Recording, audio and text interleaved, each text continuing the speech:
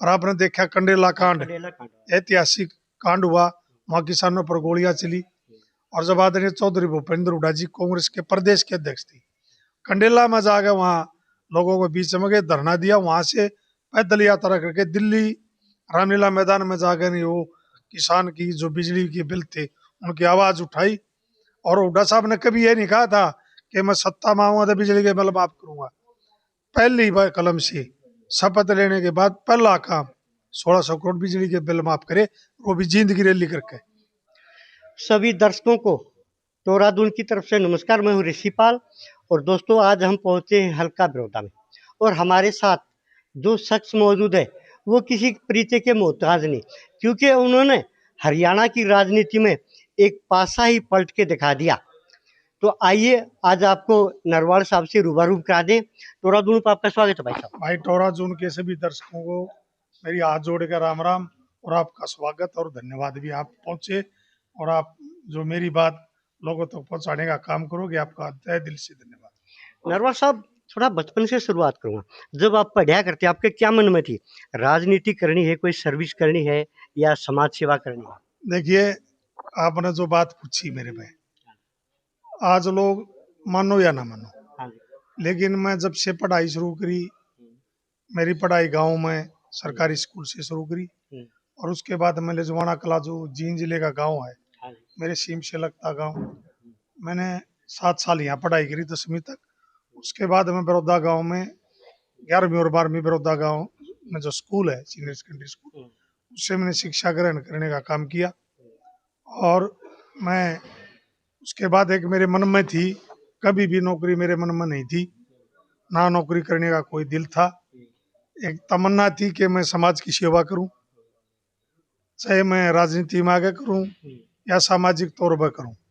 और मेरे एक बिल्कुल दिल की भावना थी कि मैं एक दिन हरियाणा की विधानसभा का सदस्य बनूं और मैं अपने हल्के की आवाज बनूं, लोगों की, गरीब की, किसान की, छत्तीस बिरादरी की आवाज बन के मैं अपने हल्के का काम करने का मेरे मन में थी। और लोगों ने मेरे को वो आशीर्वाद दिया और मैं लगातार दूसरी बार विधायक बनाया हल्का बड़ौदा की छत्तीस बिरादरी ने। और मेरा हल्का पूरे हरियाणा प्रदेश में कहूँ सबसे अच्छा हल्का है, बड़ा मजबूत है, ये षड्यंत्र से भी लड़ना जानता है, ये अपने की पहचान है। और इस हल्के में का 2 बार मेरे को विधायक बनाया। जो मैंने मेरे मन में थी वो मेरे मन में है, बहुत सारे काम जो मैंने करने हैं और जिंदगी में भविष्य में मेरे को पूरा भगवान पर विश्वास और भरोसा है कि मैं जो हल्का बड़ौदा के काम है उनको मैं करूंगा और ये मेरी भावना है। नरवाल साहब, कांग्रेस का राज हो या बीजेपी का राज हो, चौधरी चरण सिंह कहते थे किसान हमेशा पिसता रहेगा और आगे भी पिसेगा। क्या ये चाकी कभी बंद होगी किसानों के ऊपर से? देखिए, आप सही कह रहे हो ये बात। किसान के बहुत बुरे हालात हैं आज की दौर की मैं बात करूं, सबसे पीछे ही सबसे पीछे है। इनकी फसल का भाव भी दूसरा तय करता है, इनका जो कारण दूसरे की मुट्ठी में इनकी जान रहती है हमेशा। हाँ जी। और किसान, बीजेपी की सरकार है 11 साल से, हाँ जी। बीजेपी ने एक वादा किया था कि 2022 में किसान की आय दोगुनी करेंगे, लेकिन आय तो दोगुनी नहीं हुई, कर्ज दोगुना जरूर हो गया। और बीजेपी की सरकार के बारे में जो हमारे बुजुर्ग थे वो क्या कर दी, मैं इन कच्चेदारियां तो बची और कितने खाको माली। लेकिन कहीं ना कहीं हमारी भावना, जो हमारी समझ, वो हम जो बुजुर्गों की बात थी उसको हम पहचान नहीं पाई। अगर मैं आज की बात करूं, हमारे कांग्रेस की सत्ता थी 2005 से 2014, उसमें छत्तीस बिरादरी के नेता आदरणीय चौधरी भूपेंद्र हुड्डा जी मुख्यमंत्री थे और 10 साल राज किया।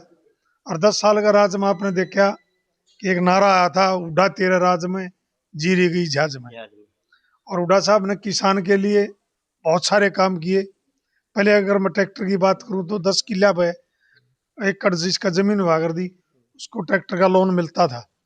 लेकिन जब आदरणीय चौधरी भूपेंद्र हुड्डा जी ने सत्ता संभाली तो 1 किले पे ट्रैक्टर देने का काम किया, लोन कराने का काम किया और किसान को 0% ब्याज देने का काम किया। उससे पहले बहुत सारे काले कानून थे। आगे बाद जो भी किसान अपना कर्ज नहीं चुका पाता था तो उसको जेलों में डाल दिया जाता था। पुलिस उसको पकड़ के गिरफ्तार करके घर से लेके जाती थी।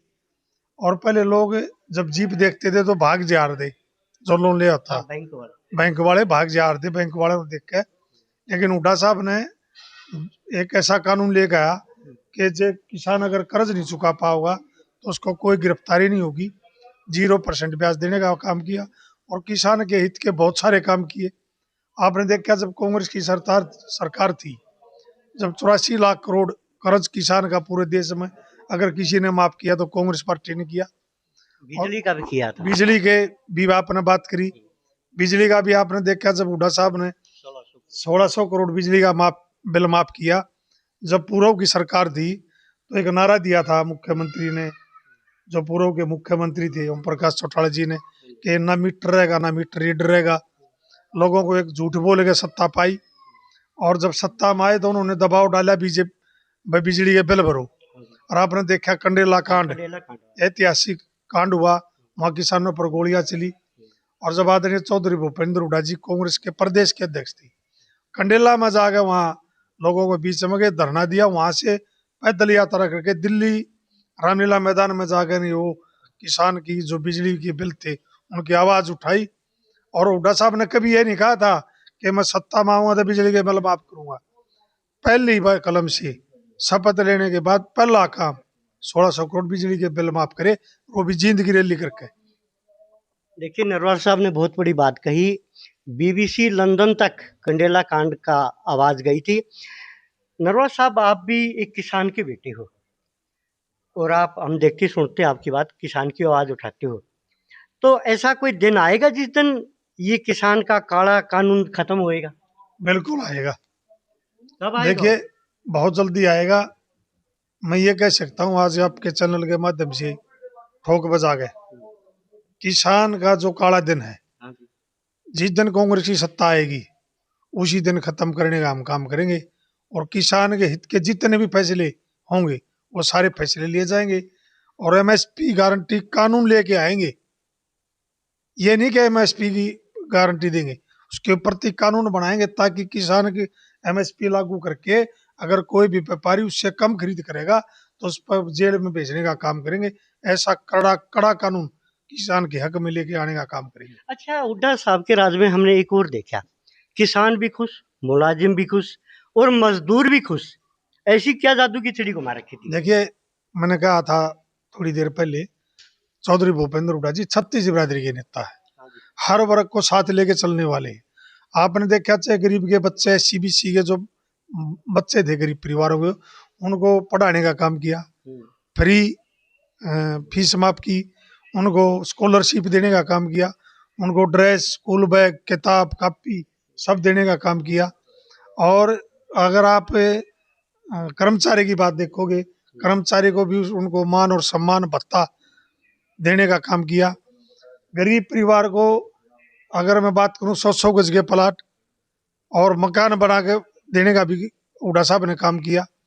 छोटे दुकानदार व्यापारी की मैं बात करूं, उनको भी उनके काम देने का काम किया। छत्तीस बिरादरी का हर वर्ग का को साथ लेने का काम चौधरी भूपेंद्र हुड्डा जी ने किया। आपने देखा चाहे प्रति व्यक्ति आय की बात थी, वो नंबर 1 हरियाणा था, खिलाड़ियों में नंबर 1 हरियाणा था, विकास में नंबर 1 हरियाणा था। आप किसी भी बात में गए तो जब आदरणीय चौधरी भूपेंद्र हुड्डा मुख्यमंत्री थे, प्रदेश को नंबर 1 बनाने का काम किया। और इसीलिए आज भी सरकार आनी ना आनी एक भाग्य भी हो, भाग्य भी बड़ी बात हो है। लेकिन एक तीसरी बार जो भ्रष्टाचारी और षड्यंत्र के तहत जो ये सरकार बनी, ये लोगों की बनाई सरकार नहीं है, ये षड्यंत्र के तहत सरकार बनी। हरियाणा प्रदेश के लोग तो आज भी ये बात कहते हैं भाई वोट तो कांग्रेस को दी लेकिन सरकार बीजेपी की बनी। बिल्कुल हरियाणा प्रदेश की छत्तीस बिरादरी ने एक यकीन और भरोसा है कि इस हरियाणा प्रदेश का अगर कोई भला कर सकता है तो हरियाणा प्रदेश का उज्जवल भविष्य है हमारा भाई दीपेंद्र हुड्डा जी। ऐसा क्या हुआ नरवाल साहब? देखो बड़ी बड़ी चैनल, नेशनल चैनल, वो भी कह रहे थे कांग्रेस का हो जाएगा, लेकिन किसी कारण से नहीं आया। एक आपके गांव के भी खिलाड़ी भी बहुत बढ़िया रही, अच्छी टीम रही। हम खेलों की बात करा, हुड्डा साहब ने एक नीति चलाई थी ना, ना वो पदक ले आओ पद पद पाओ। पाओ। तो ये नीति अब समाप्त होगी, बिल्कुल खत्म होगी खेलों की और बड़ी बड़ा बेइज्जती हो रही है। बड़ी दुर्दशा होगी। हुड्डा साहब जो नीति ले गए थे पदक लाओ पद पाओ की हाँ नीति जी। थी, उसमें हमारे जो युवा थे उन्होंने बहुत उत्साह आया और वो खेल की तरफ बढ़े। आपने देखा चाहे 5-5 करोड़ की बात है, चाहे बड़ी बड़ी गाड़ियां देने की बात है, और उनसे भी ऊंचा उठ के अगर मैं बात करूं तो एक मान और सम्मान की बात है। जब भी हमारे खिलाड़ी पदक लेकर आए उन्होंने डीएसपी इंस्पेक्टर भर्ती करे और उनके साथ एक बहुत बड़ा जन सैलाब यानी कि एक रैली महारैली करके खिलाड़ियों को उसमें बुला कर उनको सम्मान करना, वो भी एक बहुत बड़ी बात थी। देखो राजनीतिक आदमी रैली करता है अपनी बात रखने के लिए, हाँ जी। लेकिन हुड्डा साहब ने एक अलग तरीका करा था कि खिलाड़ियों को भी रैली में मान करके और उनके बीच में मान सम्मान किया, ताकि लोगों में युवाओं में एक आवाज जाए कि हमने भी अगर ऐसा काम करेंगे पदक लेके आएंगे देश के लिए तो हम भी एक दिन स्टेज पर लोगों के बीच में सम्मान होंगे। इस बात को लेके भी एक बड़ा उत्साह था। लेकिन अब की सरकार ने, जब बीजेपी की सरकार बनी, वो नीति बदल दी। आज आप हालात देख रहे हो कि खिलाड़ी एक भी, कोई डीएसपी 2014 के बाद जब से बीजेपी की सरकार आई ना कोई डीएसपी भर्ती कराया ना कोई इंस्पेक्टर भर्ती कराया।